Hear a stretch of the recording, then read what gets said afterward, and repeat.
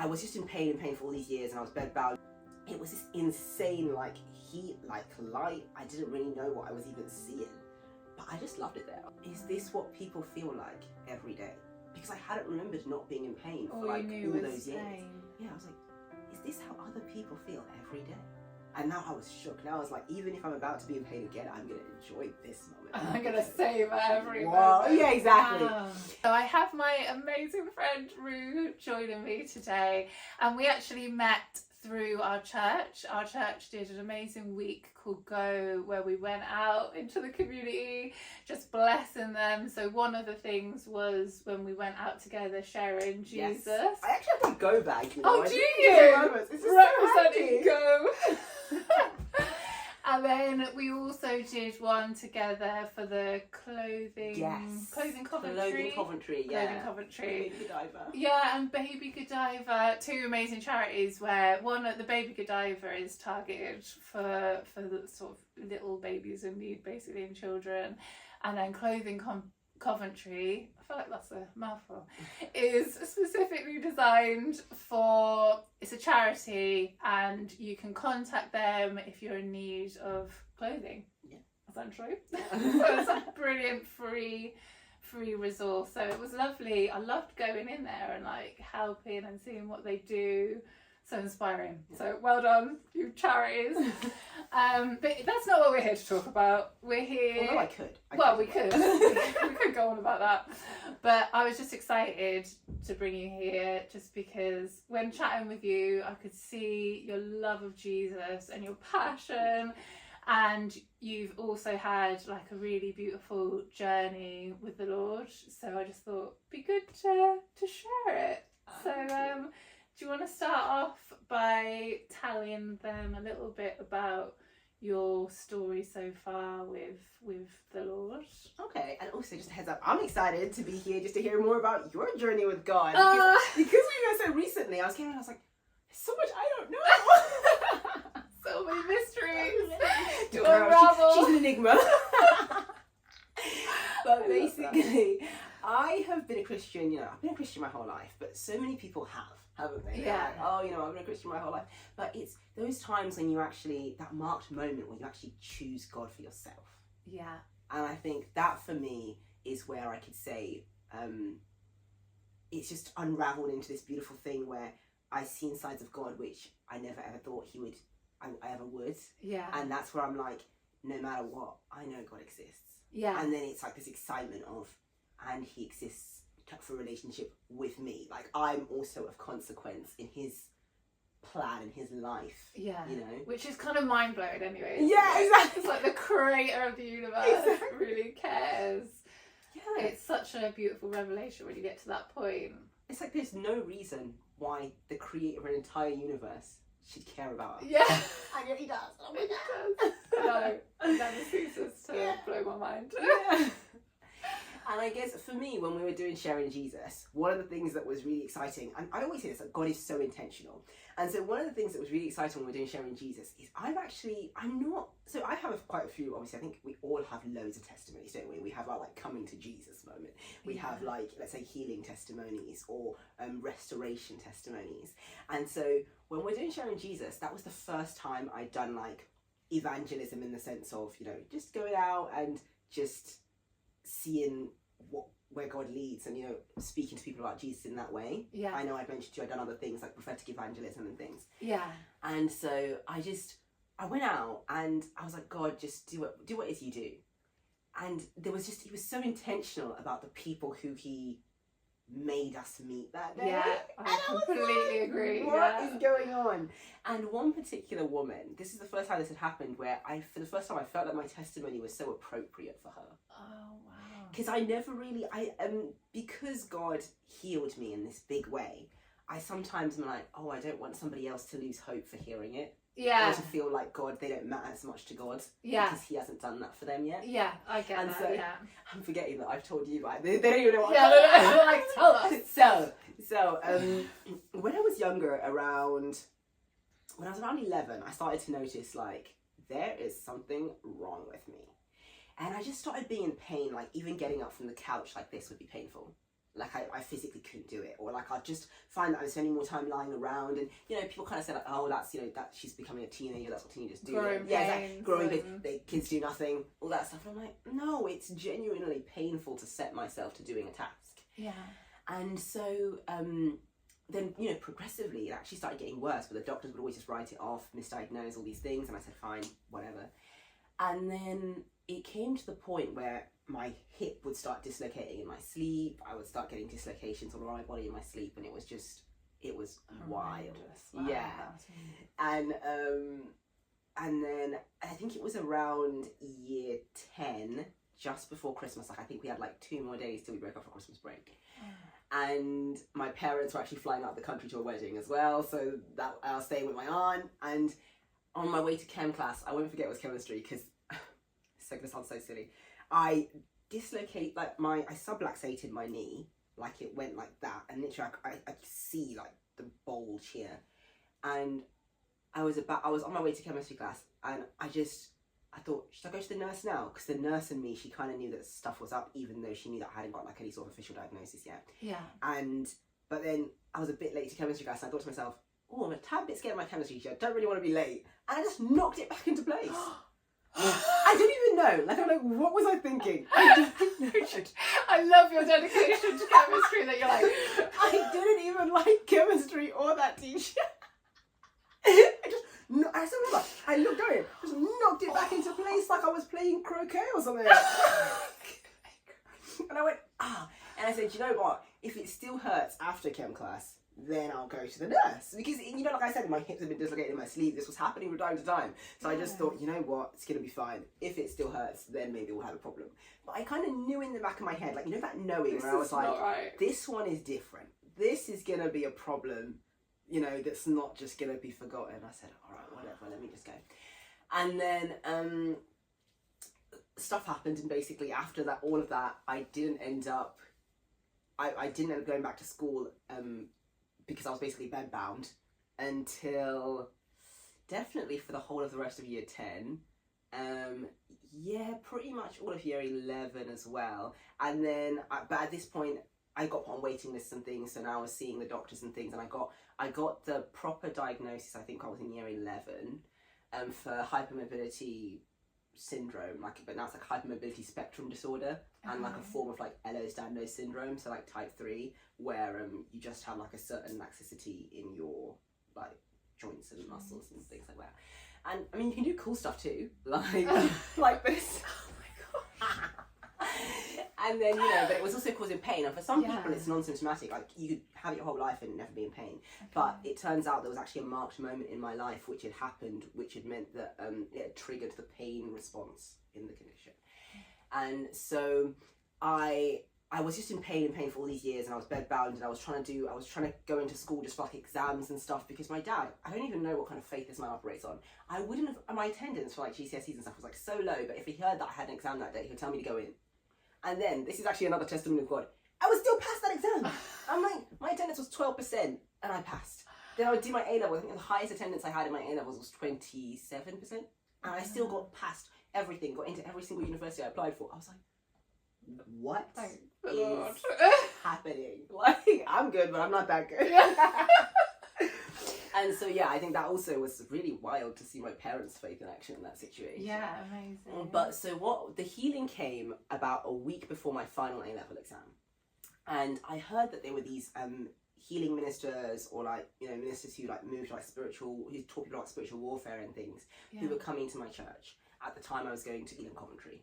Okay. And so I'd seen them at different Elam churches actually before. I'd seen them in Elam Northampton when I was staying with the same aunt who had come to stay with us in Coventry. When I was staying with her previously, I'd seen them, and I'd been to, you're a kid at that point, you're just like, my aunt said, let's go to church. Okay, cool.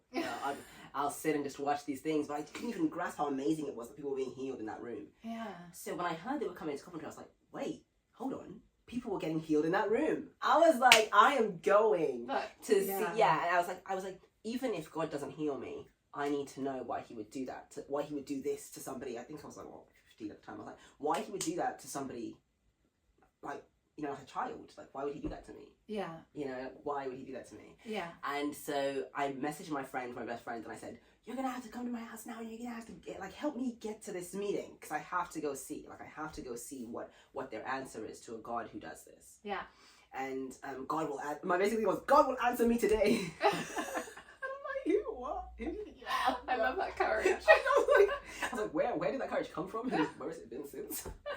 But so I went down there, and he was teaching things like how to heal from the Holy Spirit and all this and all that, and I was like, okay, cool. And I was looking back, I think I was quite cynical at the time, to be honest, because he would say stuff like, if the Holy Spirit is there, you'll feel like a coldness. I'm like, my hands are always cold. Even now, my hands are a bit cold. So I was like, oh, please, what do you, and then he said, come forward to be prayed for something else. It wasn't even healing. It was about people grieving from, I think, the loss of somebody. And I'd recently lost my grandfather. Okay. And for one reason or another, I was having a really hard time getting over it. Yeah. So I was like, oh, I'll go for prayer for that. And I held on to the pastor like this, and he said, why are you holding on to me? And I said, well, I have back issues, so I can't afford to fall on the floor. Because I didn't really know about spiritual things like that in that way, but all I knew is that tends to be when people get healed and stuff, they start falling on the floor. There's somebody rolling around. I was like, I did not sign up for that. Okay, I just want prayer for to get over this grieving situation. I can believe God enough for that. For some reason I believed God enough to help me in that area, but I didn't necessarily believe enough for healing, because so many people had prayed for me already, and I was like, look, clearly God is not God doesn't want to do this right now, and I didn't know if he wanted to do it ever. Yeah. And then the pastor said, okay, we'll pray for your grief, and then we'll also pray for healing. I said, okay, cool. Well, let's do that. I was just like, you can add prayer number 501 onto the healing thing, and then hopefully the grieving thing, that will help as well. And then next minute, I remember I opened my eyes, and I was like, it was weird. My eyes were closed. It was this insane heat, light. I didn't really know what I was even seeing. But I just loved it there. I was like, I love it here. I was like, what's going on here? And then I just enjoyed it. When you're sunbathing almost, and you're just like, ooh, Wow. And then I opened my eyes, and I was like, I've been coming to this church my whole life. Why is he upside down? And he here? And why is somebody's shoe next to my face? Personal space. And then I realized, wait, I know this church above my hand. That's the ceiling. I'm on the floor. But in my head, my parents had always said, for example, they always said, don't go to those churches where you end up on the floor. So I was like, wait, I'm on the floor, and I didn't feel it. And it didn't hurt. It didn't hurt. And I was like, this is so weird. Because with your condition, it should have been painful on paper. And not even hurt a little bit. Hurt for the next 3 months. One time, my mom dropped a 1 litre bottle of Coke on my toe. Not even the whole bit of my toe, just a tiny bit of my... It hurt for 6 months. Oh, wow. I could feel exactly where she dropped the Coke bottle on me. Which is just people stub their toe every day, they forget about it by the next week. For me, it hurt for the next 3 months. The fact that my mum had dropped a bottle of Coke on the tip of my toe, not even the nail bit. And so I was like, this is gonna hurt. This is gonna be bad. So then I was looking over for someone to help me get up, because the thing with an invisible illness, I looked the same as I do now. Yeah. You wouldn't have known I was in pain. No. And so I looked around for somebody, or my best friend, to help me get up, because I was like, she's the only one who knows that I'm actually going to get a hand. And I couldn't see her at the time. I was like, oh, maybe she's gone for prayer, I don't know. So, or maybe she's just deep with God. It's like, okay, let's see what happens here. I tried getting up. I was like, oh, this feels fine. But I was like, no, it's going to hurt soon. And I was like, let me just step forward, whilst I was looking for my friend to be like, come in. That didn't hurt. At this point, I was overcome with emotion, because I was like, is this what people feel like every day? Because I hadn't remembered not being in pain for all those years. Yeah, I was like, is this how other people feel every day? And now I was shook. Now I was like, even if I'm about to be in pain again, I'm going to enjoy this moment. I'm going to save every moment. Yeah, exactly. Wow. And then I was like, let's do something crazy whilst we can. I said to myself, I was like, we're just going to jump.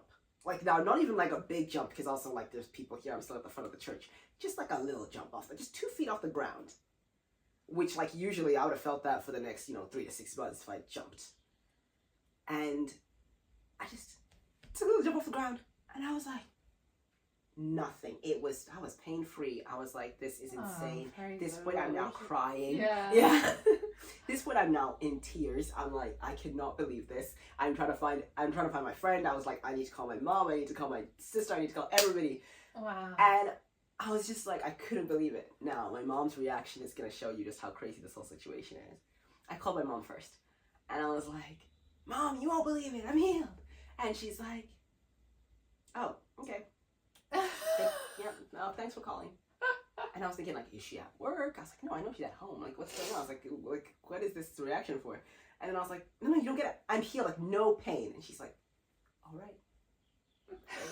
And I was like, is it just like, am I thinking I'm saying words I'm not saying? Am I sleeping? Yeah, exactly. And then I was like, I'll be fine. Okay, love you, bye. Called my sister. I was like, let's try another person. I am healed. And she was like, oh my gosh, I know. I was like, what? I was like, I'm not getting the reaction I mean to get at all anytime today. It's like, what do you mean you know? Where's the celebration? Yeah, but she was excited, but how did she already know? How did she know? Like, the only person I called, it went down like a lead balloon, was my mom, right? So I was Okay. like, how does she know? I mean, like, and then she goes, Mom just called me and told me. I was like, first of all, she didn't sound like she was excited or cared at all. And I was like, second of all, it's been 1 millisecond from when I cut the phone on her until I called you. Like, how did she know that time? And it turns out that my mom was insanely excited, but she was just too scared that I'd wake up tomorrow in pain again, that she didn't want to get my hopes up. Oh, And I was like, oh my gosh, bless her heart. So, yeah, and I think that's what it is like, because when you go through something like that, you don't just go through it by yourself, you go through it with your whole family and everyone who's affected, and they have to sacrifice things as well, you know, and they have to hope with you, and they have to watch your hopes be dashed, and all these things. Yeah. And so it was just amazing, because like every single day, like even I would check that I was fine. I was like, oh, I'm still fine. I'm still fine. Like, this is like a thing, an official thing. And and so I was healed ever since then. And I could and even though like it's still been like a health journey in terms of like practically realizing what it means to live with my condition. Okay. And like practically living in a world where I understand that this is part of my makeup, but like how do I live with that responsibly, and create a life that is sustainable for me. Okay. Like, yeah. It's Wow, crazy to think now that I was ever bedbound. I'm like, how did I even say that for me? Like, and I've seen you walk around the whole of Coventry town. Sharing Jesus. Sharing Jesus. Yeah. Wow, that is beautiful. That is so encouraging. And I think you shouldn't worry about sharing it like you've made it obvious that it wasn't like the first prayer. Sometimes it is the first prayer, and sometimes it's a journey of faith, isn't it? And I don't think you should ever worry that it would make anyone feel, less loved. To me, it's just we should always celebrate everything God did. And you've made it obvious it's not from anything you did, any of your works. You didn't just, feed the poor for 2 weeks or something. It's go on a Mother Teresa training schedule. It's just from God's place of love, isn't it? And 100%. mercy and grace. 100%. So I think that the real hope from that is wherever people are on their journey, just always know that God has an amazing plan for you, and his plans 100%. are all good, 100%. and he loves you, so he wants the best for you. And it can be a journey, but just never lose trust and hope That's it. in God. That is it.